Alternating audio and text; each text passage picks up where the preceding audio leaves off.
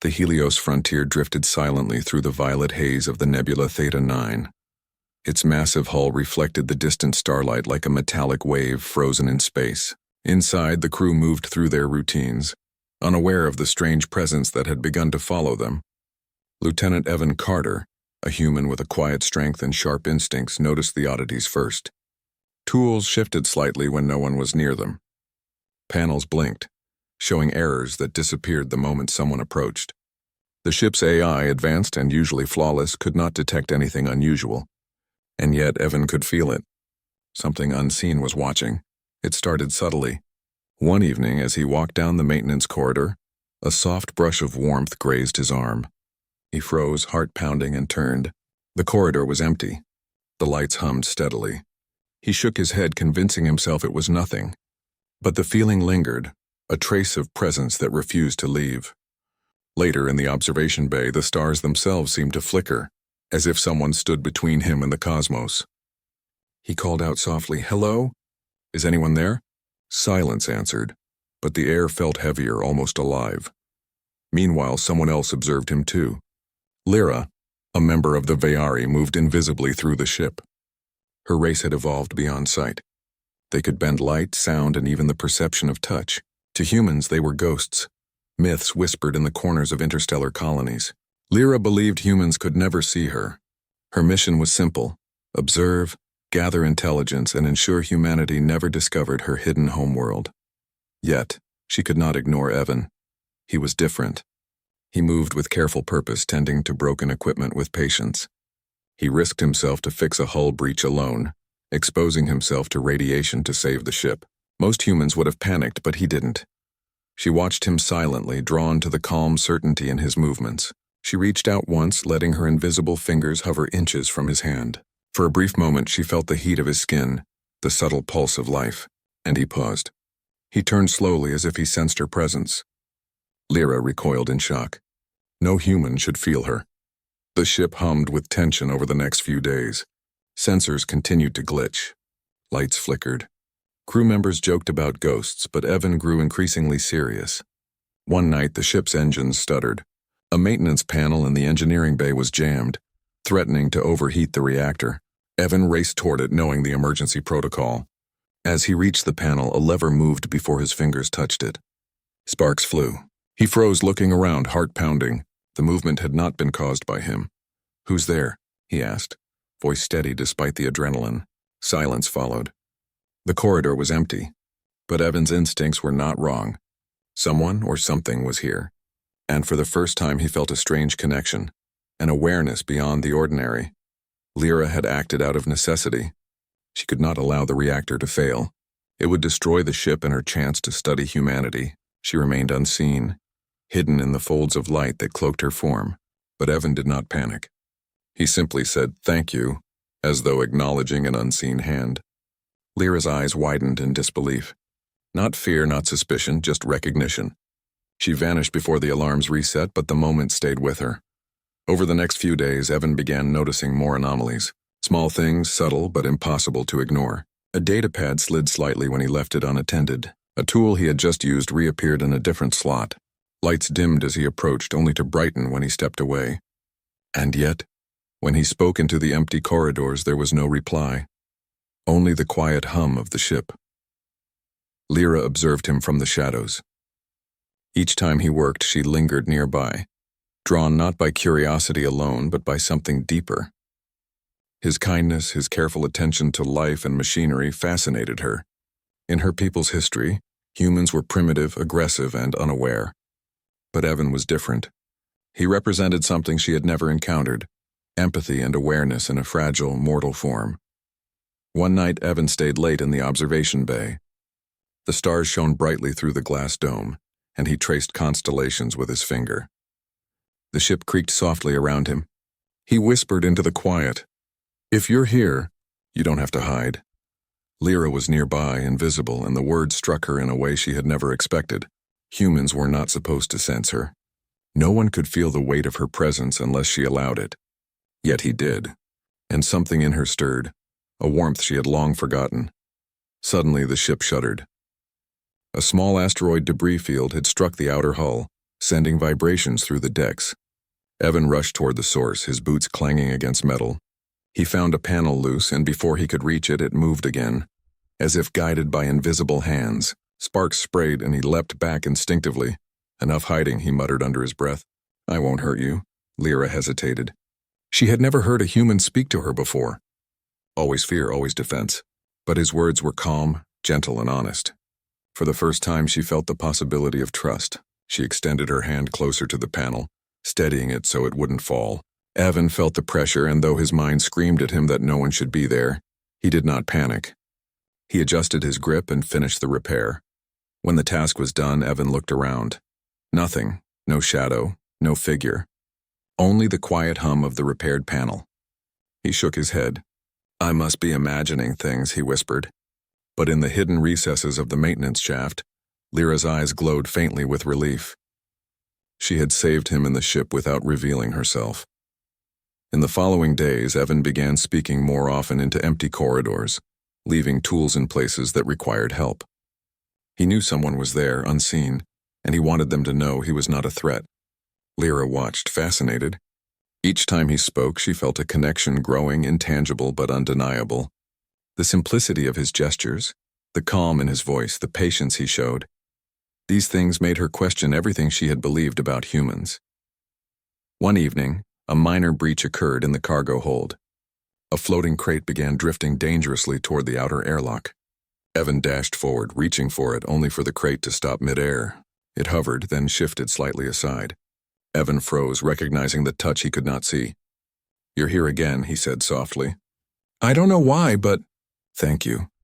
For a moment, Lyra considered vanishing completely, never to interact again, but she could not leave. She hovered closer, brushing against his arm with invisible fingers, and he felt it. Warmth, pressure, a subtle brush of life he could not explain. He did not panic, did not scream. He only said, It's okay. I can feel you, Lyra's mind raced. Her species had warned against exposure. Humans were too primitive, too unpredictable.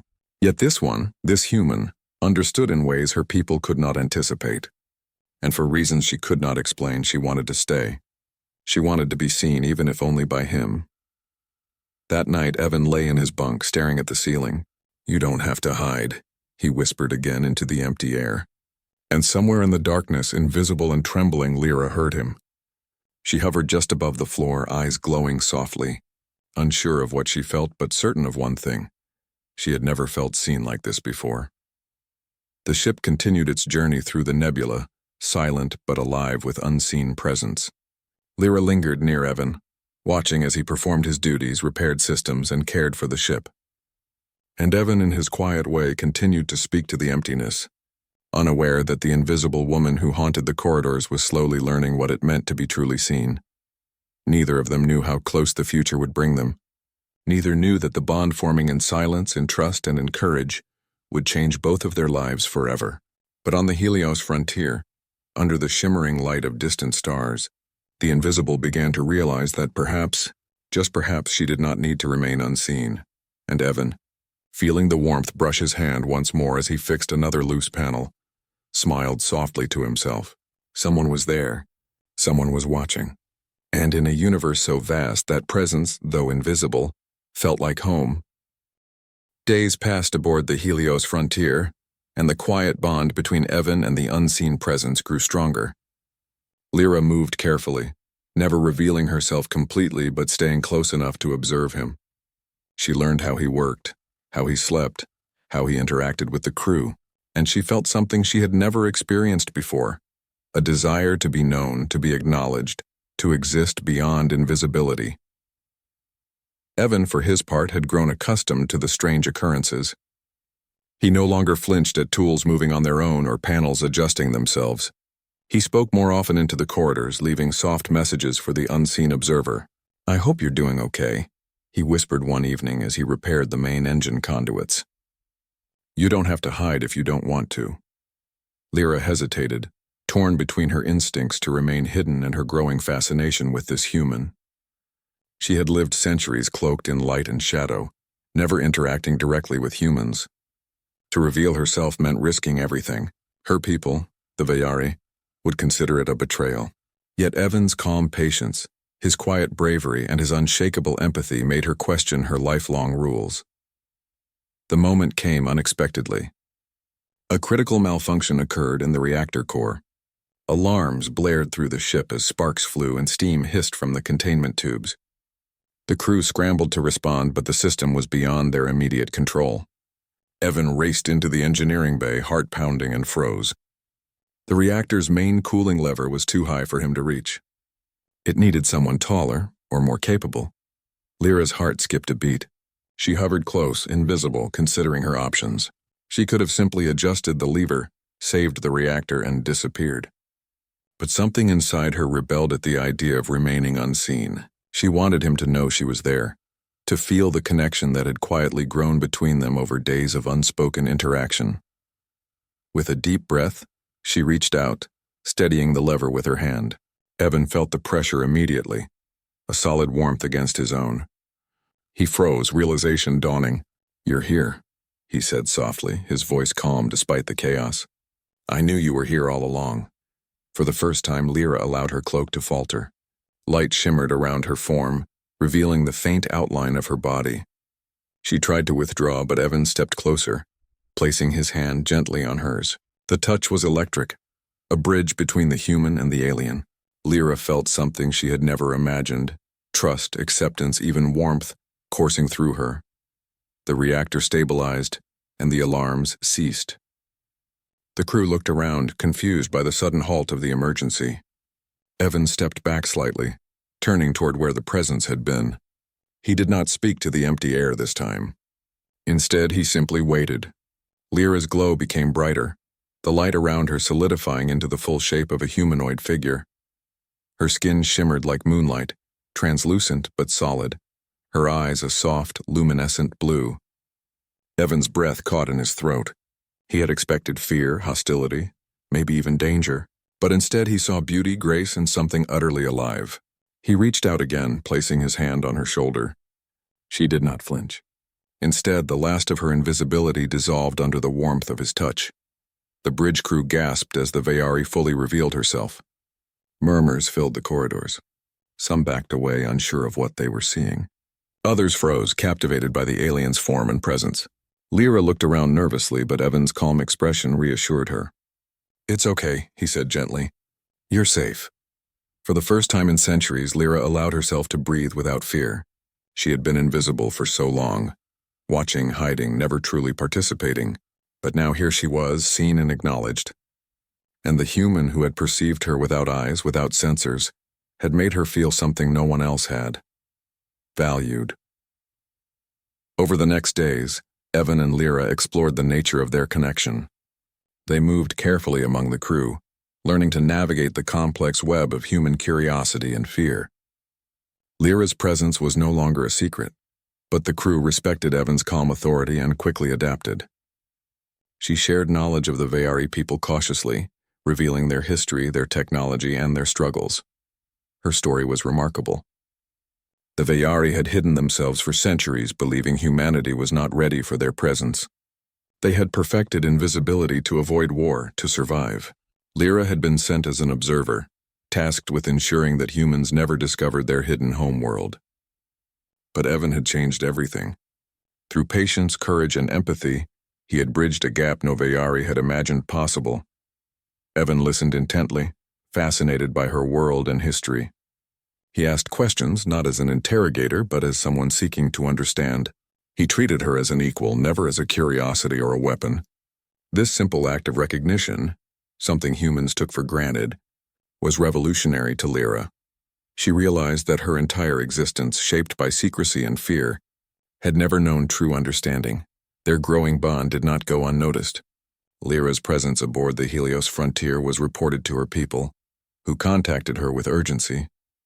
The Veyari fleet demanded that she erase all traces of her encounter, to remove humanity's knowledge of their existence. They threatened exile, punishment, even destruction if she disobeyed. Lyra hesitated. She had never defied her people before, but she could not betray Evan. He had seen her fully, recognized her, and treated her with dignity and care. In his presence, she felt the possibility of coexistence, of something beyond fear. The choice was terrifying but inevitable. She refused to follow the fleet's orders. She would protect humanity, not hide from them. Evan supported her decision quietly but firmly. "You don't have to choose between us," he said one evening, standing beside her in the observation bay. "We can help each other. You don't need to hide anymore. Not from me. Not from them." For the first time, Lyra felt hope. The weight of invisibility, the loneliness of centuries, lifted slightly. She realized that humanity's strength was not in its weapons or technology, but in the capacity for trust, courage, and understanding. Evan had demonstrated all three, simply by seeing her for who she truly was. The ship continued its journey, but the dynamic had changed. Lyra walked openly among the crew, teaching them about her people, helping with repairs using her unique abilities, and guiding the ship through challenges only someone with her vision could foresee. She and Evan became a team, each learning from the other. His human ingenuity and bravery complemented her alien perspective and skills, forming a bond stronger than either could have imagined. The final moment came as they approached the hidden Veyari homeworld. Sensors lit up, revealing a planet shrouded in energy fields hidden for centuries. Lyra paused, eyes wide. The planet had been her secret, her refuge, and her prison. Now with Evan at her side, she felt no fear. For the first time, she could share it openly without hiding. Evan reached out, taking her hand. She looked at him, trembling slightly, unsure of what to say. He smiled softly. "You don't have to hide anymore," he repeated. "We can face it together." Her hand tightened around his, and in that simple gesture, the invisible became visible. Lyra had learned that recognition, empathy, and courage could bridge worlds. She had found trust in humanity, and in Evan she had discovered something deeper, the possibility of belonging. The Veyari fleet observed silently, waiting for a sign of defiance. Lyra stepped forward, holding Evan's hand, and transmitted a message of peace. Humanity would not be hidden, not because they were unworthy, but because they had earned recognition through courage and compassion. Evan stood beside her, heart steady, and nodded. They had crossed a threshold that neither species had expected. In a universe so vast and full of danger, they had found connection, understanding, and hope. The invisible woman, once feared and unseen, now walked openly among humans, a bridge between worlds, a symbol of trust, and proof that even the smallest act of recognition could change everything. As the ship drifted closer to the planet, Lyra looked at Evan and whispered, "You changed everything." He smiled, his hand still holding hers. "No," he said gently, "you just let yourself be seen." And for the first time in centuries, Lyra felt complete. She was visible, acknowledged, and no longer alone. She had learned that being seen was not weakness but strength. Humanity, with its empathy, courage, and simple touch, had revealed everything, and in doing so, had changed her world forever.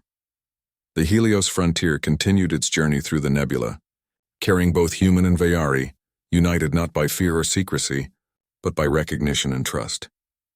And somewhere deep inside, Lyra knew this was only the beginning. Humanity had proven itself remarkable, and she had finally found a place where she belonged.